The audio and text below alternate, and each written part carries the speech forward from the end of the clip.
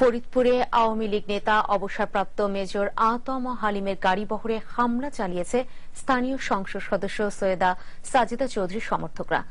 দেশীয় অস্ত্রসহ হামলা করে এ সময় তারা হালিমকে আহত করে আর গণমাধ্যমের কর্মীদের গাড়িসহ পুড়িয়ে দেয় বেশ কয়েকটি গাড়ি।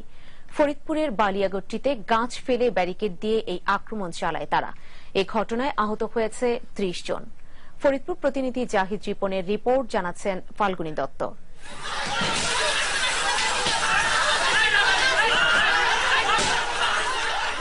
এভাবেই নিজ দলের নেতাকর্মীদের হাতে মধ্যযুগীয় আক্রমণের শিকার হন ফরিদপুরের আওয়ামী লীগ নেতা আতম হালিম।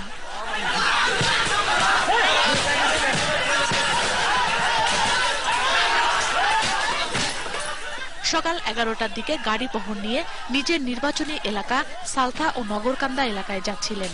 সে সময় বালিয়াগট্টিতে সাজিদা চৌধুরীর সমর্থকরা রাস্তায় গাছ ফেলে ব্যারিকেড দিয়ে আক্রমণ চালায়। সাদা পাঞ্জাবি পরা আওয়ামী লীগ নেতা হালিম প্রাণপণ চেষ্টা করেও বাঁচাতে পারেননি নিজেকে।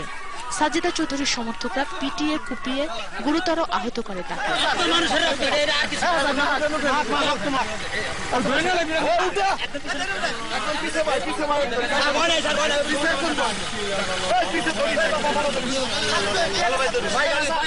শুধু নেতাকে আক্রমণ করেই ক্ষান্ত হননি উন্মত্তরা।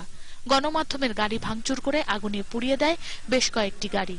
সমর্থকরা বলছেন, আগামী সংসদ নির্বাচনে প্রার্থী হওয়ার আগ্রহ প্রকাশ করায় এই আক্রমণ চালানো হয়েছে। প্রতিহিংসা আওয়ামী লীগের ভিতরে প্রতিহিংসা, যেহেতু উনি ক্ষমতায় আছেন, উনি আগামীতে নমিনেশন চাওয়ার তাই এই হিসেবে হামলাটা করছে। সাজিদা চৌধুরীর ছেলে বাবলু চৌধুরীর ক্যাডার বাহিনী আছে কিছু, তারাই করছে। তবে সালথা উপজেলার আওয়ামী লীগ সভাপতি এই ঘটনার সঙ্গে দলের সম্পৃক্ততার কথা স্বীকার করেননি। হালিম হলো পিডিপির লোক, পিডিপি ফরিদপুর জেলার আহ্বায়ক। সে দায়িত্বে ছিল এলাকার জনগণের সাথে। এলাকার জনগণ তাকে বাধা দিছে। বাধা দেওয়ার পরে যে যখন গুলি ছুটছে, গুলি ছোড়ার পরে এলাকার মহিলা পুরুষ মিলে তখন হাজার হাজার লোক, তখন তারা গাড়ি ঘোড়া ভাঙছে। উপজেলা আওয়ামী লীগ জোরের জন্য দলবল নির্বিশেষে এখানে লোকজন উপস্থিত ছিল। হামলার সময় আইন শৃঙ্খলা বাহিনীর সদস্যদের তৎপরতা চোখে পড়েনি। এমনকি সালথা থানার ওসি ঘটনার কথা স্বীকারই করেননি।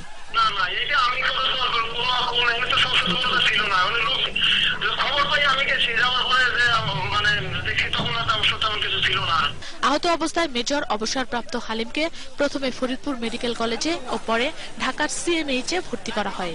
তবে এই ঘটনাকে কেন্দ্র করে এলাকায় থমথমে পরিস্থিতি বিরাজ করছে। ফাল্গুনী দত্ত, 21 টেলিভিশন।